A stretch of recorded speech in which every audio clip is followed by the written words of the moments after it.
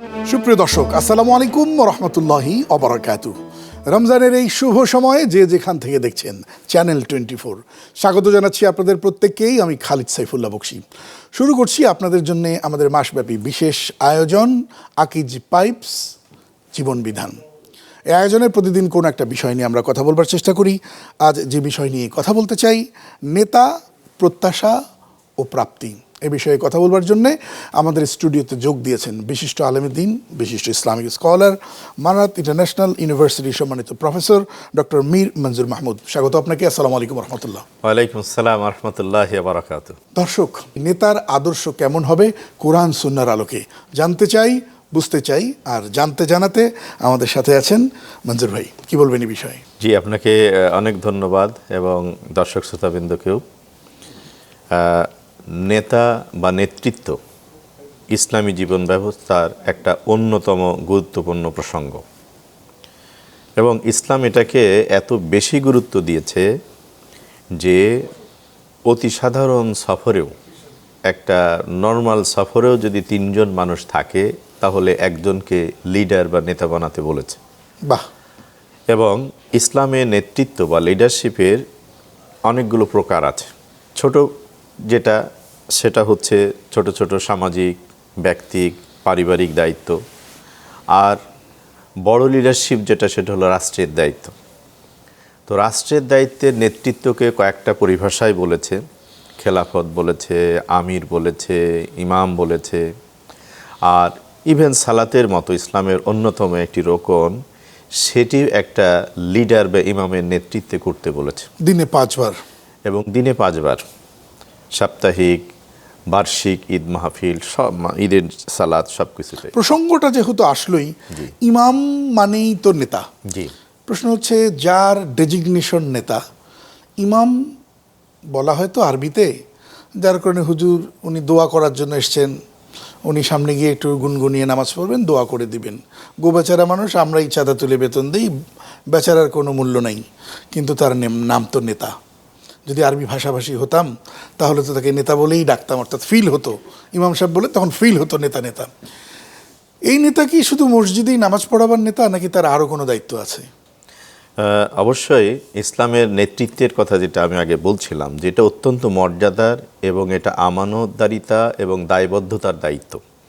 এবং আপনি ভালো করেই জানেন যে সকল নবী রাসূলকে শুধু ওহী দেওয়া হয়েছে মানুষকে পৌঁছাবার জন্য নয়, বরঞ্চ ওই সমাজের, ওই জাতির নেতৃত্বের দায়ভার দিয়েই পাঠানো হয়েছে সকল নবীকে, সকল নবীকে, সকল নবী নেতা, সকল নবী নেতা। এবং তাদের হাতে স্ক্রিপ্ট বা গাইডলাইন ছিল হলো আসমানি স্ক্রিপ্ট। সেটা কখনো সহিফা নামে আমরা পেয়েছি, কখনো কিতাব নামে পেয়েছি। ঠিক।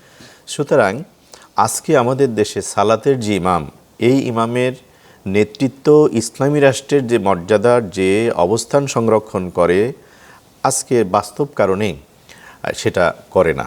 এখানে না করার পিছনে শুধু সমাজকে দায়বদ্ধ করব না, আমাদের এই দায়িত্বে যারা আছেন তাদের ক্যাপাসিটি, কোয়ালিটি, তাদের কন্ট্রিবিউশন, এগুলো নিয়ে ভাবার আছে। একটা জিনিস আমরা খুব ভালো করে মনে রাখা দরকার, যে নেতৃত্ব হচ্ছে আল্লাহ তাআলার মানুষকে যত নিয়ামত দিয়েছেন তার মধ্যে একটা অন্যতম নিয়ামত হচ্ছে নেতৃত্বের যোগ্যতা। এটা একটা কোয়ালিটি, যোগ্যতা। আল্লাহ সবাইকে দেন না। এজন্য বলা হয় যে মানুষের মাঝে 2 ধরনের মানুষ আছে। এক ধরনের মানুষ হচ্ছে ইঞ্জিন মার্কা মানুষ, আর এক ধরনের মানুষ হচ্ছে বগি মার্কা মানুষ। আচ্ছা। নেতৃত্ব যারা আছেন তাদের দায়িত্ব হচ্ছে নিজে চলা এবং সমাজ, তার পরিসরকে, রাষ্ট্র জাতি পরিসরকে চালিয়ে নেওয়া। এবং তাদের ব্যাপারে রাসূল সাল্লাল্লাহু আলাইহি ওয়াসাল্লাম বলছেন যে মুসলিমদের বিশেষত তিনি বলছেন যে কুল্লুকুম রাইন ওয়া কুল্লুকুম মাসউলুন আন রাইয়াতিহি, যে মুসলিম সে হচ্ছে প্রত্যেকেই রাখাল, প্রত্যেকে লিডারশিপের দায়িত্ব আছে এবং প্রত্যেককে ইন্ডিভিজুয়ালি তার সারফেসের, তার আনুগত্যের এরিয়া সম্পর্কে জিজ্ঞাসাবাদ করা হবে। এবং সূরা ইব্রাহিম, কোরআন কারিমের 14 নম্বর সূরা ইব্রাহিম, সেখানে 21 এবং 22 নম্বর আয়াতে একটা চমৎকার কনভারসেশন আছে 3টা গ্রুপের মধ্যে। একটি হচ্ছে নেতৃত্বের আসনে যারা আছে, সেখানে ছোট নেতা হোক, বড় নেতা হোক, ব্যক্তি, সমাজ তথা রাষ্ট্রের হতে পারে। আরেকটা হচ্ছে অনুসারী, আর একটা হচ্ছে শয়তানের সেখানের একটা কনভারসেশন আছে। আমি এই এক্সেলেন্ট। জায়গাটার সময় একটা বিরতি নেওয়ার সময় হয়েছে। বিরতির পরে আপনার কাছে যে বিষয়টি জানতে চাইবো, আপনি বলেছেন নেতা হচ্ছে ইঞ্জিন আর সাধারণ মানুষ হবে তার ফলোয়ার, বা সেটাকে আমরা বগি বলতে পারি। প্রশ্ন হচ্ছে, ইঞ্জিন যদি অতল গহ্বরে খাদে নিয়ে যায়, খাদে ফেলে দেয় তথা দুর্গতির কারণ হয়, সেক্ষেত্রে এই ইঞ্জিন কোন মাপকাঠি দ্বারা নিয়ন্ত্রিত হবে জানবো একটা বিরতির পর। দর্শক দেখছেন আকিজ পাইপস নিবেদিত জীবন বিধান। ছোট্ট একটা বিরতির পর আবার আসছি ইনশাআল্লাহ।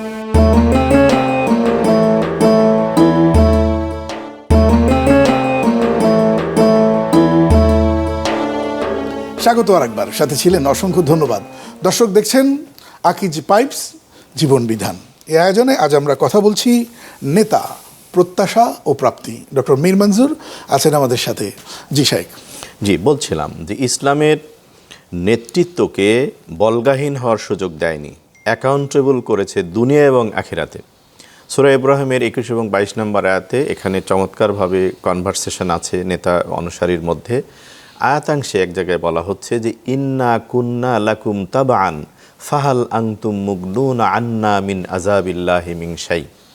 অর্থাৎ পৃথিবীতে যারা নেতৃত্বের আসনে আছে, সেটা ছোট নেতৃত্ব হোক আর বড় নেতৃত্ব হোক, এই নেতার সকল অনুসারীরা কাল কিয়ামতে যদি মিসগাইডেড হয়, শাস্তির মুখোমুখি হবে। মিসগাইড হওয়ার যদি হয়ে থাকে, তাহলে তারা বলবে যে ইন্না কুন্না লাকুম তাবান, নিশ্চয় দুনিয়াতে আমরা তোমাদের আদেশের অনুগত ছিলাম, অনুসরণকারী ছিলাম। ফাহাল আনতুম মুগনুনা আন্না মিন আযাবিল্লাহি মিন শাই, তোমরা কি কোনো উপকার দিতে পারো? দুনিয়ায় তোমাদের অনুসরণ করার কারণে আজকে শাস্তিতে এসেছি, এখান থেকে মুক্তির। এই দুই আয়াতে বড় করে কথাটা বলা হয়েছে। এই প্রশ্নটা কারা হবে জিজ্ঞাসিত? সাধারণত নবী সাল্লাল্লাহু আলাইহি ওয়াসাল্লামের ভাষায় দুনিয়াতে মানুষ দুই ধরনের, একটা হলো হিজবুল্লাহ আর একটা হচ্ছে হিজবুশ শয়তান।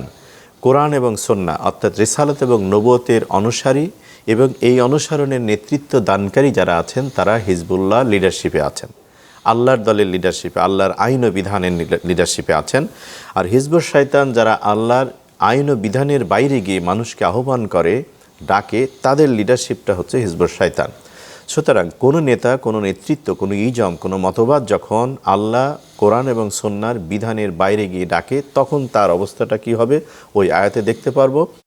আর ইসলামের মধ্যে হলে কি হবে সেটাও আয়াতে বলা হচ্ছে। সে আয়াতে এক জায়গায় বলা আছে, শয়তান বলবে যে ইল্লা আন দাউতুকুম ফাস্তাজাবতুম লি, যে দুনিয়াতে হিজবুল্লাহ আল্লাহর পথে যারা ডেকেছে তারা তো কোরআন সুন্নাহ অনেক কিছু বলেছে, কিন্তু আমি তোমাকে ডেকেছিলাম ইল্লা আন দাউতুকুম, আমি কেবল তোমাদের বলেছিলাম আসো, এক হও, তোমরা এক হয়েছো। ফাস্তাজাবতুম লি, তোমরা দ্রুত আমার জবাব দিয়েছো।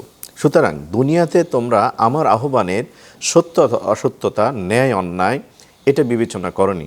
সুতরাং আমার নেতৃত্বের অনুসরণের ফলে তোমরা যে বিপদগ্রস্ত হয়েছে, এজন্য ফালা তালুমুনি অলুমু আনফুসাকুম, তোমরা আমাকে মানে লাওমাত বা অভিশাপ দিও না, বরঞ্চ তোমরা নিজের সেই বিবেক বুদ্ধি চিন্তাকে দাও, যেখানে বিবেচনাহীনভাবে তোমরা আমার আহ্বানকে যাচাই না করেই করেছিলে। সুতরাং নেতৃত্বের উপরে একজন মানুষের দুনিয়ার সফলতা ব্যর্থতা যেমন নির্ভর করছে, তেমনি আখিরাতের সফলতা ব্যর্থতা। আমাদের প্রাপ্তিতে এমন নেতার কি সংকট আপনি মনে করেন কিনা, এবং সংকট থাকলে সেই নেতার কোন গুণাগুণ আপনি প্রত্যাশা করেন?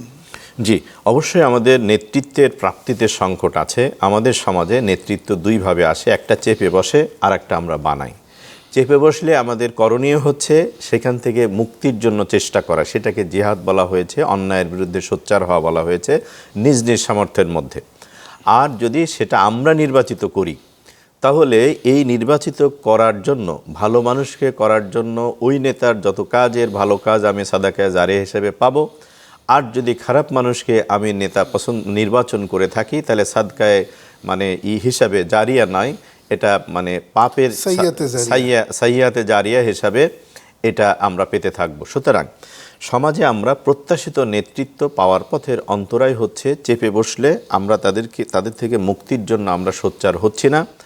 আর যাদেরকে নির্বাচন করতে গিয়ে আমরা ভালো মন্দ বিবেচনা বোধ অনেক সময় করি না, যার কারণে আমরা আমাদের প্রত্যাশিত নেতৃত্ব পাচ্ছি না। একেবারে যে নেতা বলবো না, যারা আছে তাদেরকে আমাদের সহায়তা করা উচিত কোরআনের ভাষ্য অনুযায়ী ওয়াতাআউনু আলাল বিররি ওয়াত তাকওয়া। যারা ন্যায়ানুগ আছেন, যারা ইনসাফ এবং আদলকে চান, প্রতিষ্ঠা করতে চান, সেটা একক হোক, সামষ্টিক হোক, সেটা ছোট হোক আর বড় হোক, তাদেরকে সহযোগিতা করা আমাদের জন্য ফরজ কোরআনের আলোকে। আর যারা অন্যায়ের পথে আছে, অন্যায়ের প্রচার প্রসারের জন্য যারা আছে, তাদেরকে সহযোগিতা দূরের কথা, তাদের থেকে দূরে থাকাটাকেও ফরজ করা হয়েছে। এই জিনিসটা মাথায় রাখলে আশা করি নেতৃত্ব নিয়ে আমাদের যে হতাশা আছে, অপ্রাপ্তির কষ্ট আছে, সেটা থাকবে, দূর হয়ে যাবে। অসংখ্য ধন্যবাদ ডক্টর মীর মঞ্জুর মাহমুদ ভাই, আপনাকে চমৎকার বলছিলেন। দর্শক, শেষ করবো যাবার আগে যে কথাটি বলতে চাই, আমাদের ভেতরে কিছু ডাবল স্ট্যান্ডার্ড বসবাস করে। আমরা আমাদের সন্তানদের বলে দিই, আজ তোমার কলেজের প্রথম দিন, খবরদার রাজনীতিতে জড়াবে না। ইউনিভার্সিটির প্রথম দিন, খবরদার যারা রাজনীতি করে তাদের সাথে মিশবে না, অত নেতাগিরির কোনো দরকার নেই। ছেলেটি যখন আবার বিশ্ববিদ্যালয় পাশ করে, বিসিএস এর রিটার্নে টেকে, তখন ভাইবার জন্য আবার একজন দুষ্ট নেতা, দুর্নীতিবাজ নেতা, চাঁদাবাজ নেতা তার আবার পদলেহন করে বা তার পা ধরে ছেলের চাকুরির জন্য তদবির করে সেই নেতার কাছেই। এমন ডাবল স্ট্যান্ডার্ড যদি জনগণের হয়, তাহলে দুর্বৃত্তপরায়ণ নেতাই জন্ম নেবে, যেটি আমাদের প্রত্যাশা নয়। কেমন নেতা হবে? প্রত্যেক নবীরাই ছিলেন নেতা। তাদের আদর্শ, তাদের কর্মকাণ্ড দিয়েই নেতৃত্বে জীবন সাজাতে হবে, তাহলেই মুক্তি পাওয়া যাবে দুনিয়া এবং আখিরাতে। আল্লাহ তাআলা বোঝার তৌফিক দান করুন, আমিন। আসসালামু আলাইকুম রহমতুল্লাহি ওয়া বারাকাতুহু।